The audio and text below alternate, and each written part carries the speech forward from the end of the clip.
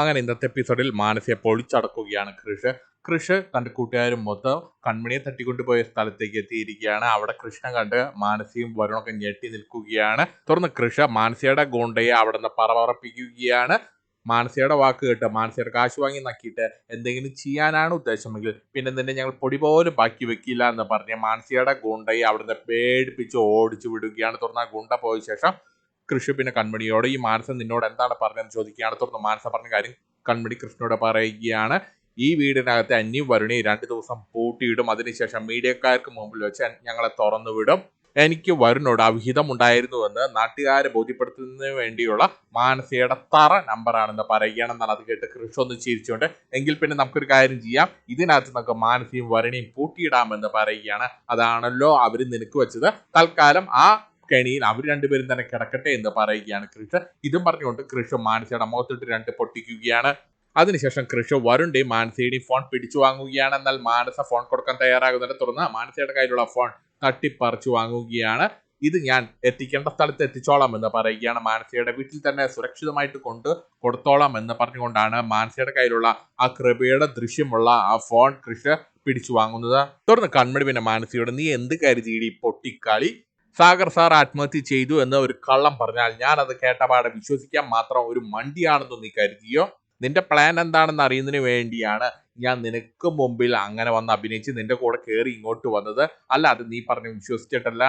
തുടർന്ന് കൺമണിയെ കൃഷി വിളിക്കുകയാണ്. വാ കൺമണി എന്ന് പറഞ്ഞുകൊണ്ട് വിളിക്കുകയാണ്. നമുക്ക് പോകാം എന്ന് പറയുകയാണ്. നല്ലത് കേട്ട് മാനസ പിന്നെ കൺമണിയെ വിളിക്കുകയാണ്. നല്ല ദേഷ്യത്തിൽ കൺമണി നീ പോകരുത്, നീ ഇപ്പോൾ എൻ്റെ സ്റ്റാഫാണ്, ഞാൻ പറഞ്ഞ അനുസരിക്കണം, നീ ഇവിടെ തന്നെ ഉണ്ടാകണം എന്ന് പറയുകയാണ്.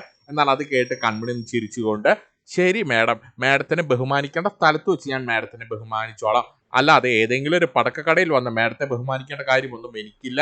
ഇവിടെ ഇപ്പോൾ മാഡം എൻ്റെ ബോസ് ഒന്നുമല്ല, നീ വരുണം മൊത്തം 2 ദിവസം അടിച്ചു പൊളിക്കും മാനസ എന്ന് പറഞ്ഞുകൊണ്ട് കൺമണി കൃഷ്ണ കൂടെ പോവുകയാണ്.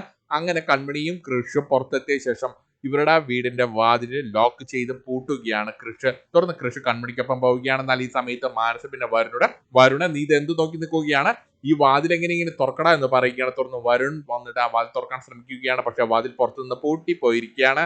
തുടർന്ന് വരുൺ പിന്നെ മാനസിയെ കുറ്റപ്പെടുത്തുകയാണ്. നിന്റെ ഒരു വൃത്തികെട്ട പ്ലാൻ, നിന്റെ കൂടെ ഇറങ്ങി വന്ന എന്നെ പറഞ്ഞാൽ മതി, നിനക്ക് എവിടെ നിന്ന് കിട്ടുന്നോടി ഇമാതിരി മൂഞ്ചിയ പ്ലാൻ എന്ന് പറഞ്ഞുകൊണ്ട് വരുൺ മാനസിയെ കളിയാക്കുകയാണ്. തുറന്നു കാണിക്കുന്നത് ജയമോഹനെ ഹേമയുമാണ്. രണ്ടുപേരും സംസാരിക്കുന്ന മാനസയെ കുറിച്ചാണ്. മാനസ എങ്ങോട്ടാണ് പോയിരിക്കുന്നതെന്ന് അറിയില്ല. ഹേമ അതിനെക്കുറിച്ച് ജയമോഹനോട് ചോദിക്കുകയാണ്. തുടർന്ന് ജയമോഹൻ എങ്ങോട്ടാണ് മാനസ പോയിരിക്കുന്നതെന്ന് എനിക്കറിയില്ല, വല്ല കൂട്ടുകാരികൾക്കൊപ്പം പോയിരിക്കുകയാകുമെന്ന് പറയുകയാണ് ഹേമയോട്. എന്നാൽ അത് കേട്ട് ഹേമയ്ക്ക് ദേഷ്യം വരികയാണ്. മാനസ എങ്ങനെ നന്നാവാനാണ്, ആദ്യം അച്ഛൻ നന്നാവണം, മോളെ ഇങ്ങനെ കൈറൂരി വിട്ടിരിക്കല്ലേ എന്ന് പറഞ്ഞുകൊണ്ട് ജയമോഹനെ കുറ്റപ്പെടുത്തുകയാണ്. എന്നാൽ അത് കേട്ട് ജയമോഹന് ദേഷ്യം വരികയാണ്. തുടർന്ന് ജയമോഹൻ പിന്നെ ഹേമയോട് ദേഷ്യപ്പെടുകയാണ്. എല്ലാത്തിനും കാരണം ഹേമയാണ്. ഹേമയ്ക്ക് എന്നെയും മകളെയും മനസ്സിലാക്കാൻ സാധിക്കുന്നില്ല. അതും പറഞ്ഞ് ഹേമയെ കുറ്റപ്പെടുത്തി തടിയൂരുകയാണ് ജയമോഹൻ. അതിനുശേഷം കാണിക്കുന്ന വീണ്ടും മാനസിയാണ്. മാനസ ആ വീടിനകത്തെ ജനലിൽ നിന്ന് പുറത്തേക്ക് എത്തി നോക്കിക്കൊണ്ട് ആരെങ്കിലും ഉണ്ടോ, ബച്ചാവോ ഞങ്ങളെ രക്ഷിക്കൂ എന്ന് പറഞ്ഞുകൊണ്ട് നിലവിളിക്കുകയാണ്. എന്നാൽ അത് കണ്ട് വരുൺ പിന്നെ മാനസിയെ കളിയാക്കുകയാണ്. നാണമുണ്ടോ മാനസ, ഇത് നിന്റെ പ്ലാൻ അല്ലേ? കൺമണി ഇവിടുന്ന് രക്ഷപ്പെടാതെ ഇരിക്കാൻ ആളൊഴിഞ്ഞ സ്ഥലം നോക്കി തെരഞ്ഞെടുത്തത് നീ തന്നെയല്ലേ? ഇതെല്ലാം അറിയുന്ന നീ തന്നെ എന്നിട്ട് തല പുറത്തേക്കിട്ട് ആരെങ്കിലും ഉണ്ടോ എന്നൊക്കെ ചോദിക്കുന്നതിന്റെ അർത്ഥം എന്താണെന്ന് ചോദിച്ചുകൊണ്ട് വരുൺ മാനസിയെ കളിയാക്കുകയാണ്.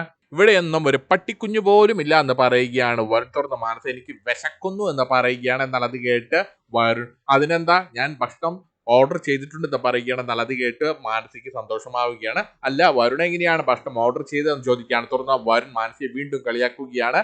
ഇവിടെ നിന്ന് അങ്ങോട്ട് പോകുന്ന വഴിക്ക് ഒരു 5 സ്റ്റാർ ഹോട്ടലുണ്ട്, ഞാൻ അവിടെ പോയിട്ട് ഓർഡർ ചെയ്ത് വരുന്ന വഴിയാണ്, നിനക്കത് തലയ്ക്കല്ലോ വെളിവില്ലെന്ന് ചോദിക്കുകയാണ്. ഇവിടുന്ന് പുറത്തേക്ക് കടക്കാൻ പറ്റിയാൽ ഞാൻ ഇവിടുന്ന് ഓടി രക്ഷപ്പെടില്ലേ?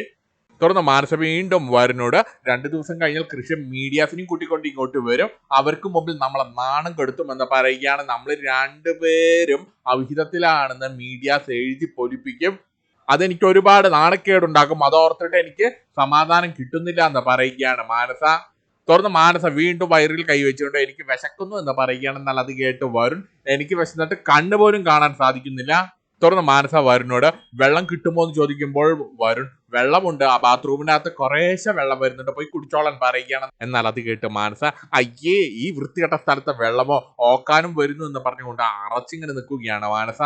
തുറന്നു കാണിക്കുന്നത് കൃഷും കൺമണിയും ദേവ്ജിയുടെ വീട്ടിലിരുന്നു കൊണ്ട് സംസാരിക്കുകയാണ്. മാനസയുടെ ഈ നാറിയ പ്ലാനെ കുറിച്ചാണ് രണ്ടുപേരും സംസാരിക്കുന്നത്. തുറന്ന് കൺമണി പിന്നെ കൃഷ്ണനോട് മാനസയുടെ മൊബൈലിനെ കുറിച്ച് ചോദിക്കുകയാണ്. തുറന്ന് കൃഷ് അതൊക്കെ സുരക്ഷിതമായിട്ട് എത്തേണ്ട സ്ഥലത്ത് തന്നെ എത്തിയിരിക്കുമെന്ന് പറയുകയാണ്. 2 ദിവസം കഴിഞ്ഞ് നമുക്ക് മീഡിയക്കാരും കൂട്ടിക്കൊണ്ടുപോയിട്ട് മാനസിയും വരുണയും കയ്യോടെ പൊളിച്ചടക്കണമെന്ന് പറയുകയാണ് കൃഷ്.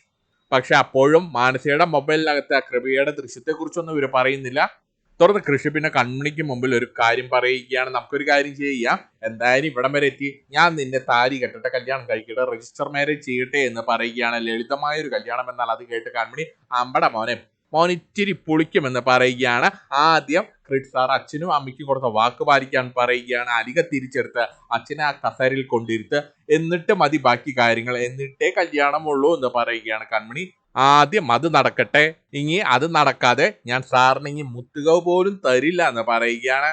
എന്നാൽ അത് കേട്ട് കൃഷി കൺമണിക്ക് മുമ്പിൽ കൈകൂപ്പിക്കൊണ്ട് അയ്യോ കൺമണി ചതിക്കല്ലേ, നീ അങ്ങനെയൊന്നും കടുത്ത തീരുമാനങ്ങൾ എടുക്കരുത് എന്ന് പറഞ്ഞുകൊണ്ട് നിൽക്കുകയാണ്. തുറന്നു കാണിക്കുന്ന വീണ്ടും മാനസിയും വരുണുമാണ്. രണ്ടുപേരും ഇങ്ങനെ നിലത്തിരിക്കുകയാണ്, തറയിലായിരിക്കുകയാണ്. മാനസ അങ്ങനെ തുറന്ന മാനസ വീണ്ടും വരുണോട് ഇവിടുന്ന് രക്ഷപ്പെടാൻ എന്തെങ്കിലും വഴിയുണ്ടോ എന്ന് ചോദിക്കുകയാണ്. നീ ഒരു കാര്യം ചെയ്യ്, ആ വാതിലൊന്ന് ചവിട്ടി പൊളിക്കാൻ വരുൺ. എന്നാൽ അത് കേട്ട് വരുൺ വീണ്ടും മാനസി ഒന്ന് കളിയാക്കുകയാണ്. പിന്നെ ഞാൻ എന്താ പോലെ സൂപ്പർമാൻ ആണല്ലോ, ഇതൊക്കെ നല്ല കട്ടിയുള്ള വാതിലാണ് മാനസ, ഇത് ഇവിടെ നിന്ന് രക്ഷപ്പെടാൻ സാധിക്കില്ല എന്ന് പറയുകയാണ്. എന്തായാലും നമ്മൾ രണ്ടുപേരും മാറി. തുറന്ന് മാനസ പിന്നെ സ്വയം കുറ്റപ്പെടുത്തുകയാണ്. ഏത് വൃത്തികെട്ട സമയത്താണാവോ ഇങ്ങനെ ഒരു വൃത്തികെട്ട ഐഡിയ എനിക്ക് തോന്നിയത്. തുറന്ന് കാണിക്കുന്നത് ജയമോഹൻ അലിയിൽ പോയിട്ട് മഹിയെ വിളിക്കുകയാണ്. മാനസയെ കുറിച്ച് ചോദിക്കുകയാണ്. മാനസ ഇങ്ങോട്ട് വന്നിരുന്നോ എന്ന് ചോദിക്കുകയാണ്. തുറന്ന് മഹി മാനസ ഇങ്ങോട്ടൊന്നും വന്നില്ല എന്ന് പറയുകയാണ്. തുറന്ന് ജയമോഹൻ പിന്നെ ദേവികയെ വിളിക്കുകയാണ്. തുറന്ന് ദേവിക മഹിക്കൊപ്പം വരികയാണ്. തുറന്ന് ജയമോഹൻ ദേവികയോട് മാനസയെ കുറിച്ച് ചോദിക്കുകയാണ്. മാനസ ഇങ്ങോട്ട് വന്നിരുന്നു എന്ന് ചോദിക്കുമ്പോൾ ദേവിക്ക് മാനസ എവിടേക്കാണ് പോയതെന്ന് എനിക്കറിയില്ല, ഇന്നിങ്ങോട്ട് വന്നില്ല എന്ന് പറയുകയാണ്.